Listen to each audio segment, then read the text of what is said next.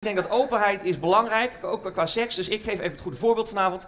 Ik vertel eerst over mijn seksleven. Dan ben jij aan de beurt en dan jij. En dan gaan we zo. Jos had zijn piemel laten zien in de Blokkenhoek. En ja, dat was voor mij een hele traumatische ervaring. Want, nou ja, ik was daar niet bij. En, chauffeur! De deur gaat niet open! Dus gek, seks is nog steeds een raar thema. Het is nog steeds iets van een taboe, weet je. Nog steeds iets van de nacht, weet je wel. Overdag zijn we allemaal netjes en beleefd en aangekleed. En dan s'avonds is het allemaal... Ik heb een accu over. Heb je nog een accu nodig? Ja, je broers hebben die nodig. Dan heb je een accu. Je wil een accu? Soms denk ik even niet aan jou. Soms denk ik aan die bloemen. Die gaan bloeien in de winterkou. En hoe ze die nou ook weer noemen.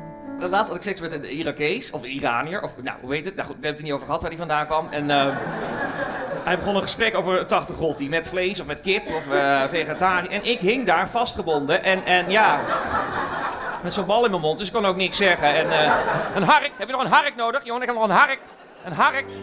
Ze gaan bloeien in de winterkou. Soms denk ik even niet aan jou. Erger van Sint Maarten, ja.